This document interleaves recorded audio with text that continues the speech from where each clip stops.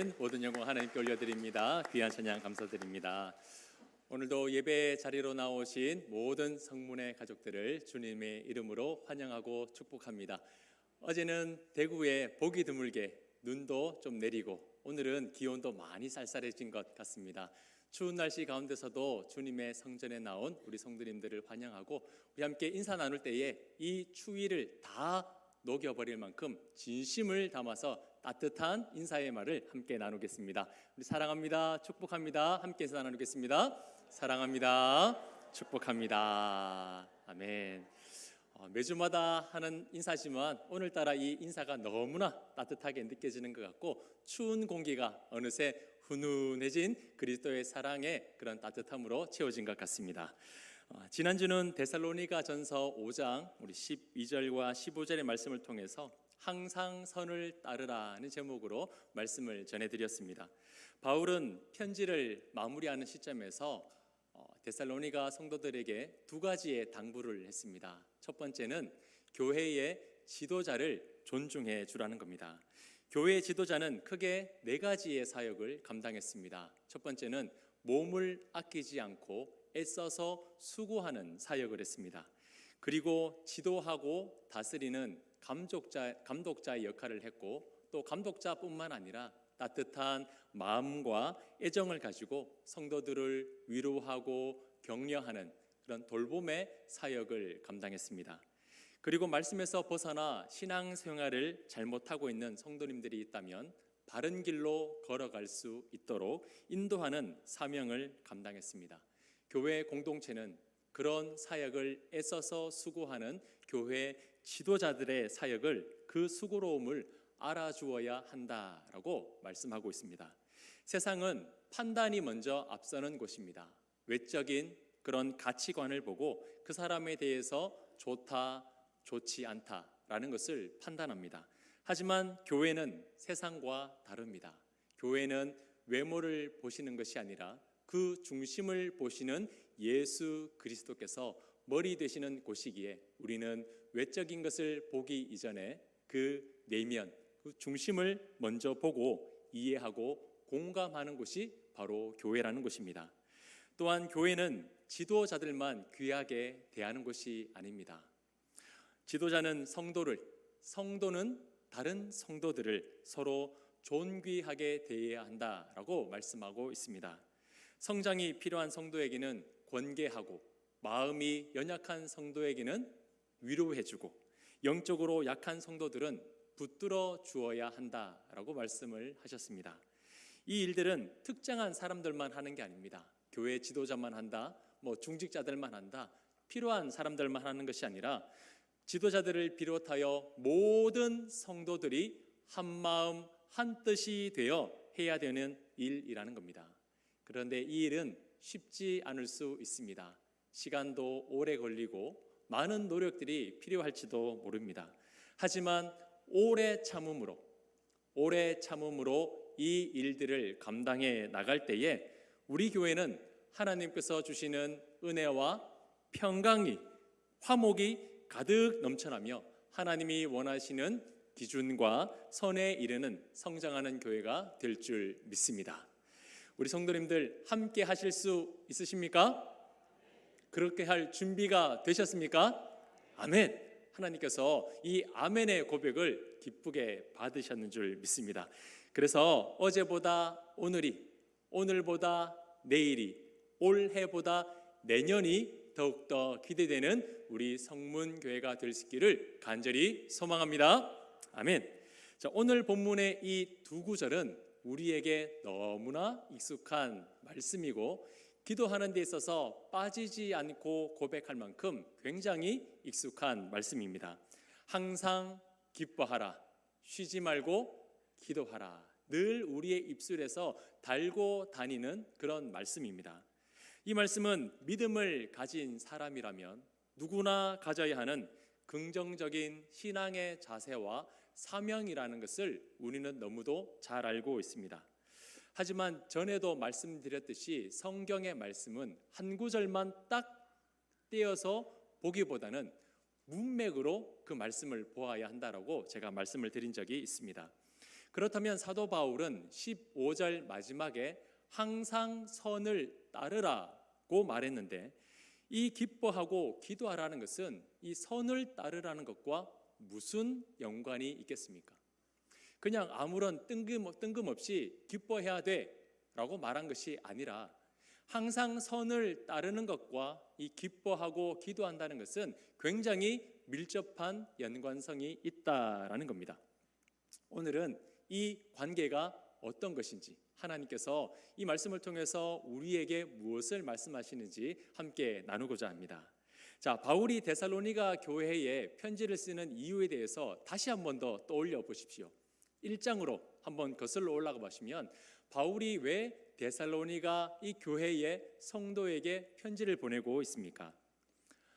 비록 짧은 시간에 세워진 교회지만 성도들은 말씀을 붙들면서 서로 뜨겁게 사랑하고 교제하면서 그들의 신앙을 지켜내고 있었습니다. 작고 연약했지만 하나님의 나라를 만들어가고 있는 교회와 성도들을 위로하고 격려하고 칭찬하기 위해서 바울은 그 마음을 편지에 담아내고 있는 겁니다. 하지만 교회 안에는 어떻습니까? 모든 것이 잘 되고 믿음이 좋은 사람만 있는 것은 아닙니다. 바른 신앙을 지키며 성숙해져 가는 성도가 있었던 반면에, 아직 믿음이 자라지 못하고 연약한 성도들도 그 공동체 안에 여전히 남아 있었다는 겁니다. 5장에서도 함께 살펴보았듯이 교회 안에는 주님의 재림을 오해하고 있는 무리들이 있었습니다. 주님 곧 오시니까 아무렇게 살아도 돼, 일할 필요 없어, 그냥 있으면 주님 곧 오시니까 그날만 기다리면 돼, 주님의 재림을 오해하는 사람들이 있었습니다. 그리고 지난주 말씀처럼 게으른 자들, 마음이 연약한 자들, 그리고 힘이 없는 성도들도 있었습니다. 성경은 이런 사람들에게 어떻게 해 주어라고 말씀하셨습니까? 내버려 두라, 쫓아내라, 멀리하라 말씀하신 것이 아닙니다. 권계하고 격려하고 붙들어주면서 그들의 연약함을 도와주어 그들의 신앙이 자랄 수 있도록 화목을 이루어내라고 말씀하셨습니다. 이건 말씀으로 들을 때에는 아멘, 그렇게 하겠습니다 라고 큰 소리로 우리가 고백할 수 있지만 결코 쉬운 일이 아니라는 겁니다. 자, 그러면 어떻게 하는 게 쉬운 일인지 아십니까? 자, 15절을 우리 다시 한 번 더 보시면, 삼가 누가 누구에게든지 악으로 악을 갚지 말게 하고 서로 대하든지 모든 사람을 대하든지 항상 선을 따르라. 아멘. 악을 악으로 갚아내는 것이 정말 쉽고 편한 방법입니다. 누가 나한테 모른 채 하면 나도 모른 채 하면 되고, 누가 나에게 독한 말을 내뱉으면 나도 똑같이 독한 말을 해주고, 누가 나에 대해서 뒤에서 수근수근거리면 나도 그 사람에 대해서 수근수근하는 것, 받은 그대로 돌려주는 것이 세상의 방법이고 가장 편한 방법입니다. 그런데 성경은 그렇게 하지 말라는 겁니다. 악한 것이라면 악한 것으로 갚아내는 것이 아니라 항상 선을 따르라, 선한 방법을 선택하라고 말씀하셨습니다. 그 선한 방법이 무엇입니까? 바로 오늘 본문에서 말씀하고 있는 기뻐하고 기도하는 것입니다. 다시 말해서 이 기뻐하라는 것은 우울하고, 그리고 누가 화나게 하는 일이 있어도 얼굴 찌푸리지 말고 늘 스마일 하면서 웃고 다니라는 그런 감정에 대한 말이 아니라는 겁니다. 웃을 수 있는 감정을 유지하라는 것이 아니라 선택입니다. 선택. 기뻐하는 것을 선택하라는 겁니다. 자, 한 가지 예를 들어보겠습니다. 베단이라는 곳에 믿음이 좋은 3남매가 살고 있었습니다. 어느 날 평소에 자신이 존경하고 너무나 사랑하는 선생님이 그 마을에 오셨다는 이야기를 듣고 급하게 달려나가 그 선생님을 자기의 집으로 영접했습니다. 맛있는 식사도 해드리고, 그리고 좋은 시간들을 보내기 위해서 선생님을 초대한 거죠. 선생님을 맞이하니까 분주합니다. 집안도 청소해야 되고 맛있는 그리고 양고기도 대접해 드리려고 하다 보니까 이것저것 할 일이 참 많은 겁니다. 언니는 극진하게 대접하려고 이리저리 뛰어다니다 보니까 너무 분주해지기 시작했습니다. 정신이 없었습니다. 그런데 동생은요, 바쁜 언니와는 다르게 선생님의 발치에 앉아서 행복한 표정을 짓고 선생님이 하시는 말씀을 집중하고 있습니다. 보다 못해 언니가 속상해서 선생님에게 말합니다. 선생님, 저 혼자 이렇게 바쁘게 준비하는 것 보이시죠? 그런데 제 동생은 저를 도와줄 생각도 안 하고 있으니까 선생님, 제 동생에게 저를 좀 도와달라고 말해 주십시오 라고 간청을 합니다. 네, 이 이야기는 우리가 너무나 잘 알고 있는 마르다와 마리아의 이야기입니다. 우리 성도님들은 이 이야기를 어떻게 기억을 하고 계십니까? 예수님께서는 분주하게 일하면서 짜증내고 있는 마르다는 책망하셨고 말씀에 집중하고 있는 마리아는 칭찬하셨으니까 무엇보다 말씀과 예배에 집중하는 것이 더 낫다. 혹시 이렇게 기억하고 계십니까? 만약에 그렇다면 이 말씀을 조금 오해하고 계신 겁니다. 왜냐하면 이 말씀은 섬김보다 예배와 말씀이 더 낫다는 것을 말하는 것이 아니라 선택과 기쁨에 대한 말씀이기 때문입니다. 자, 무엇을 의미하냐면 조금 더 구체적으로 말씀드리겠습니다. 마르다의 이 말을 들으신 예수님은 그 다음에 이어서 이렇게 말씀하고 있습니다. 누가복음 10장 41절을 보시면 주께서 대답하여 이르시되 마르다야 마르다야 내가 많은 일로 염려하고 근심하나. 예수님께서 이 마르다의 이야기를 듣고 마르다의 이름을 두 번에서 연속해서 부르고 계십니다. 혹시 뉘앙스 기억하십니까? 예수님께서 지금 어떤 말투로 마르다를 부르고 계신 것 같습니까?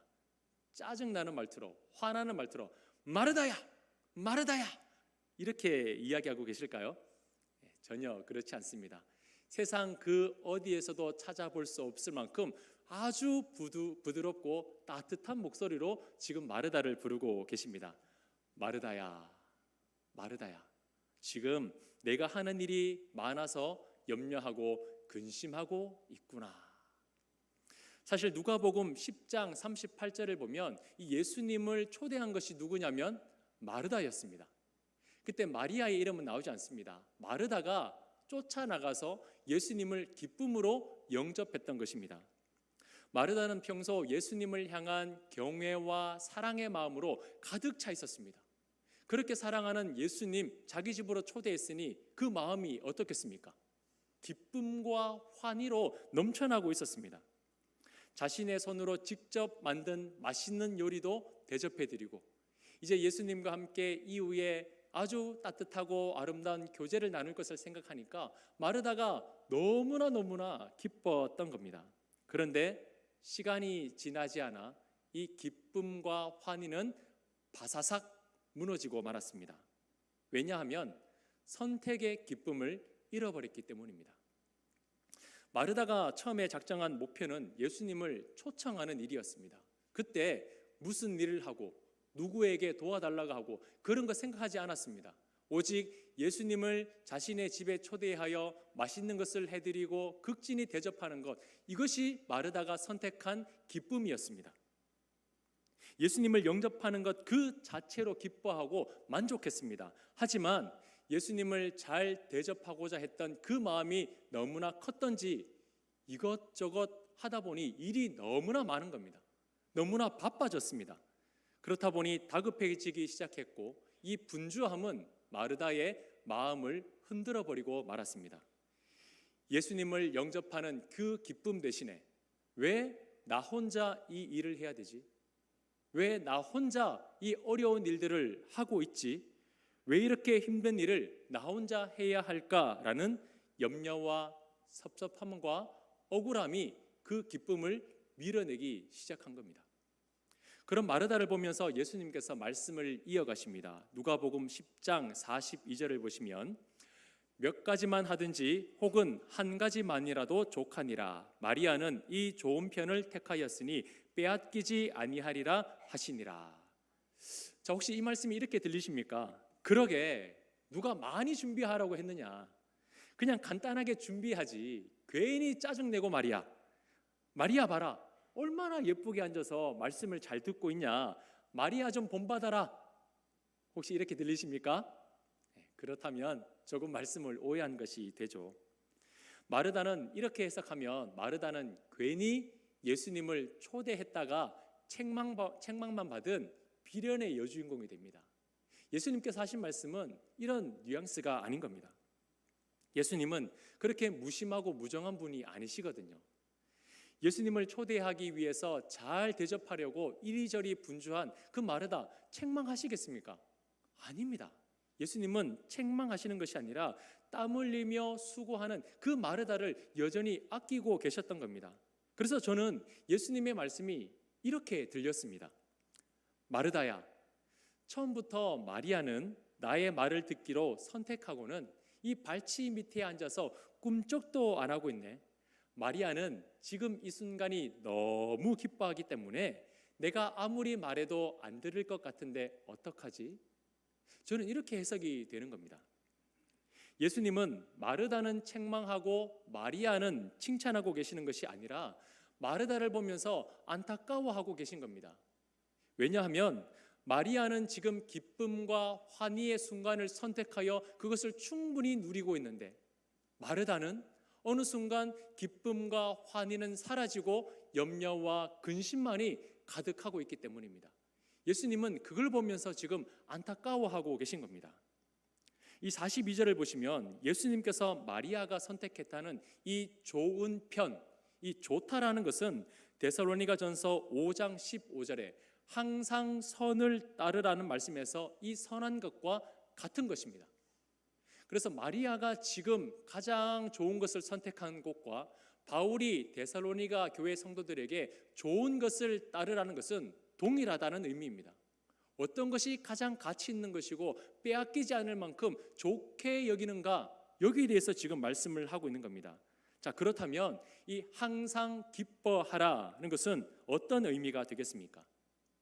어떤 상황이든지 무슨 일을 하든지 무엇 때문이든지 영향력을 받지 않고 오직 하나님을 향한 그 선택의 기쁨을 잃어버리지 말라는 겁니다. 기쁜 감정을 상실해버리지 말라는 것이 아니라 하나님을 향해 선택한 그 기쁨을 잃어버리지 말라는 겁니다. 자, 그렇다면 마르다와 마리아는 이 예수님의 말씀을 끝으로 어떻게 되었을까요? 자, 제가 번호를 한번 드리겠습니다. 1번, 예수님이 말씀하셔도 화가 사그라들지 않은 마르다는 끝내 마리아와 함께 대판 싸웠다. 1번입니다. 2번, 갑자기 험악해진 분위기에 민망해지신 예수님께서 몰래 그 집을 빠져나오셨다. 3번, 모른다. 몇 번일까요? 우리 성도님들 뭔가 말씀을 하고 싶으신데 정답은 3번입니다. 모릅니다. 그 뒤에 어떤 장면이 펼쳐졌는지 성경은 생략하고 있습니다. 하지만 성경은 그 이후에 일어난 일들을 통하여서 마르다와 마리아에게는 놀라운 변화가 일어났다는 것을 우리에게 보여주고 계십니다. 요한복음 12장으로 한번 넘어가 볼 텐데요.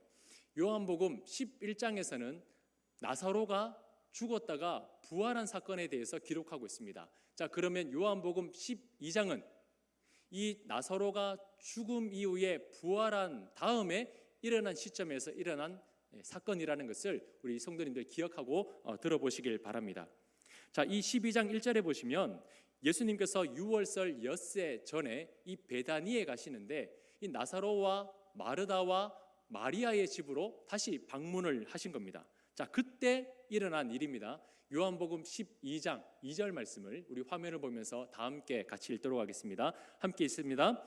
거기서 예수를 위하여 잔치할새 마르다는 일을 하고 나사로는 예수와 함께 앉은 자 중에 있더라. 아멘. 제가 말씀드리고자 하는 부분을 혹시 찾으셨습니까? 제가 색깔을 다르게 했는데 자, 마르다는 뭘 하고 있습니까? 일을 하고 있습니다. 일을.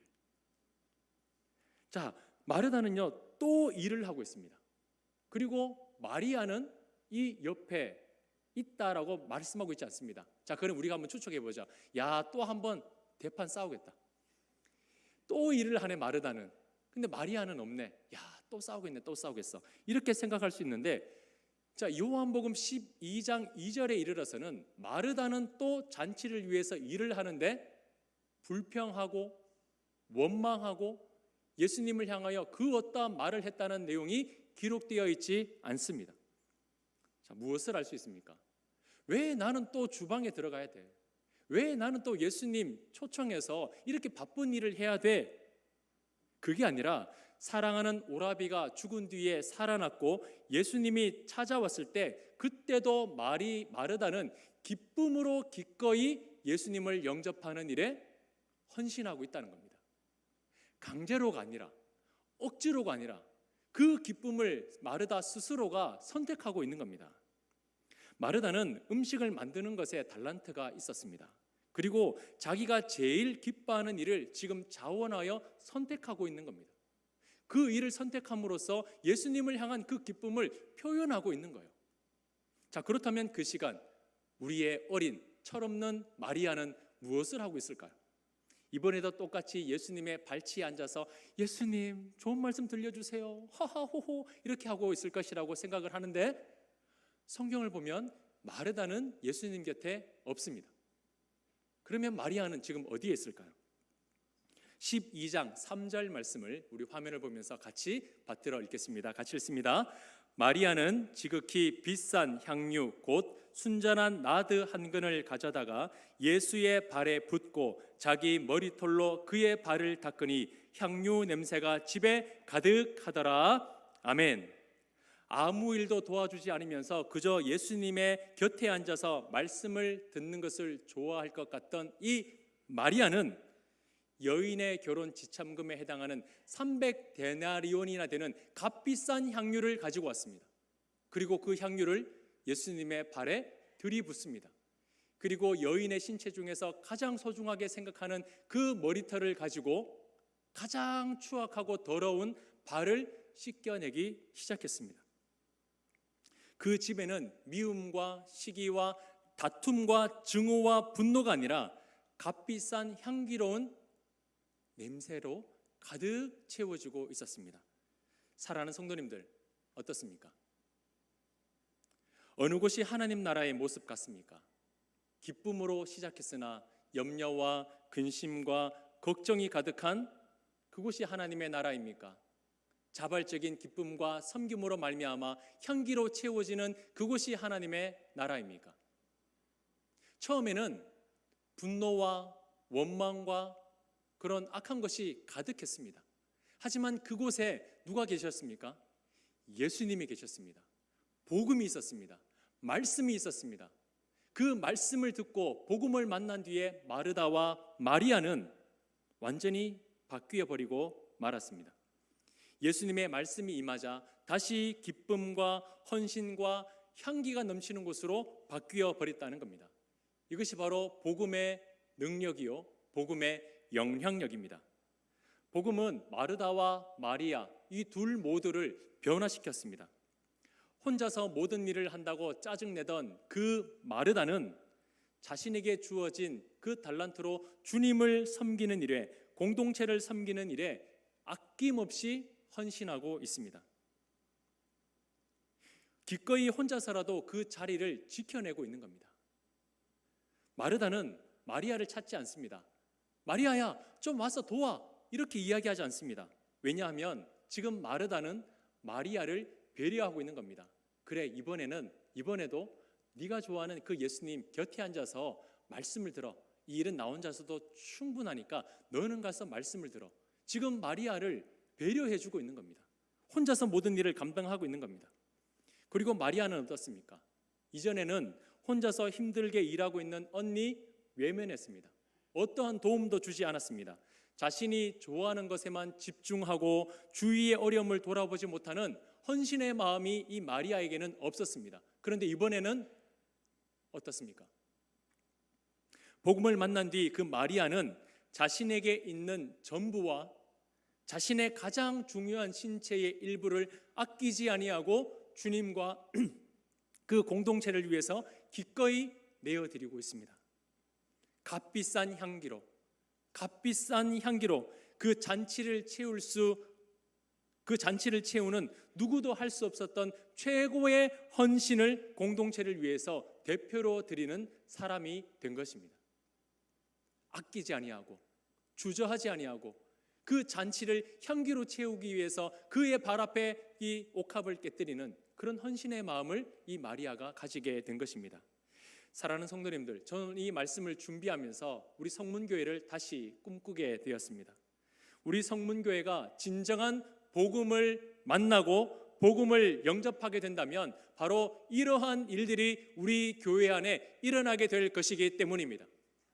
왜 나 혼자 해야 되냐고, 왜 나 혼자 모든 일을 해야 되냐고, 왜 저 사람 아무 일도 안 하냐고, 저 사람을 바라보며 내 선택의 기쁨을 잃어버리는 것이 아니라 주님의 복음을 만난 뒤에는 그 복음에 감격하여 기꺼이 나의 전부라도 드리기를 아끼지 아니하고 주님을 위하여 내 모든 것을 드릴 수 있는 그런 헌신의 마음, 이것이 바로 하나님께서 원하시는 하나님 나라의 공동체의 모습이 되는 겁니다. 사람과 환경을 보면서 기쁨을 잃어버린 채 허덕이는 그런 마르다의 모습이 아니라 기꺼이 배려하고 기꺼이 모든 일을 감당하기에 주저하지 않는 그 마르다의 모습, 그 잔치를 온 향기로 채우는 그 마리아의 기쁨의 헌신, 그 선택이 우리 공동체 안에도 일어나기를 간절히 소망합니다. 나에게 주어진 달란트로 다른 성도들이 기쁨을 얻을 수 있도록 기꺼이 배려하고 스스로가 헌신할 수 있는 그런 성숙된 우리 성문교회가 될 수 있기를 간절히 소망합니다. 그렇다고 이 말씀을 또 헌신하라고 하네, 연말이 되니까 목사님 또 봉사하라고 하네, 이렇게 오해하시면 안 됩니다. 헌신을 강요하는 말씀이 아니라는 거예요. 요즘 우리 성도님들 얼마나 힘든 삶을 살아내고 계십니까? 추운 날씨만큼이나 경제가 참 많이 어렵다고 합니다. 자영업자들은 하루하루 버텨내는 것이 힘들다고 할 정도로 정말 일주일을 살아내는 것이 너무나 힘들다는 것을 알고 있습니다. 웃을 날보다 걱정과 근심으로 찌푸릴 날들이 오히려 더 많을 겁니다. 찬송 소리 하나님께 드리기보다 깊은 한숨 소리를 내뱉는 그런 날들이 더 많으실 것 같습니다. 그러나 주님은 이런 환경과 물리적인 상황으로 인해서 우리 안에 있는 이 복음의 기쁨만은 잃어버리지 않기를 원하신다는 겁니다. 세상에서는 그 기쁨 잃어버리고 한숨 소리 내짓고 살아왔으나, 그러나 주일날 이 주님의 성전에 나와서 그 사랑하는 예수님 만나면, 그 사랑하는 복음 들으면 내 안에서 다시 채워주시는 하나님의 그 기쁨이 일어나기를 주님은 기다리고 바라고 계신다는 겁니다. 그리하여 차가워져 가고 메말라져 가는 이 시대 가운데에 주님을 선택한 것을 후회하지 아니하고 주님께서 주시는 그 은혜와 평강이 다시 우리 마음 가운데 가득가득 채워짐으로 말미암아 원망과 불평과 한숨소리 가득한 이 시대 가운데에 옥합을 깨뜨림으로 말미암아 예수 그리스도의 향기로 채우며 나가실 수 있는 그런 복된 삶을 살아가는 우리 성도님들이 되시기를 주님 이름으로 축복합니다. 그리하여 복음이 주는 그 기쁨 잃어버리지 마시길 바랍니다. 항상 기뻐하라, 항상 기쁨을 선택하라, 이 주신 말씀 가지시고 이번 한 주도 힘써 살아내시기를 주님 이름으로 축복합니다. 이제 곧 성탄절입니다. 3일 뒤가 있으면 성탄절인데, 이번 성탄절에는 정말 영혼을 갈아 넣어서 이 감사 축제를 준비하는 부서가 있는 것 같습니다. 어제 주말인데도 불구하고 나와서 연습을 하시더라고요. 그 어느 때보다 하나님 앞에 아름다운 모습을 드리기 위해서 지금 각 부서들이 열심으로 준비하고 있습니다. 이번에는 정말 기대가 되는 성탄절인 것 같습니다. 좋은 공연, 좋은 선물 때문에 기대가 되는 것이 아니라 그 어느 때보다 춥고 그 어느 때보다 우리의 지도자가 부재하고 있는 이 어려운 상황 가운데 이 땅에 평화의 왕으로 오신 그 예수 그리스도의 탄생의 소식으로 말미암아 다시 이 땅 가운데 훈훈한 예수 그리스도의 마음이 전해지고 예수 그리스도의 아름다운 향기가 전해짐으로 말미암아 이 나라와 교회와 우리의 가정이 다시 한 번 더 기쁨의 선택으로 말미암아 모든 어려움들을 이겨낼 수 있는 그런 성탄절을 준비하는 우리 모든 성도님들이 될 수 있기를 주님 이름으로 축복합니다. 아멘.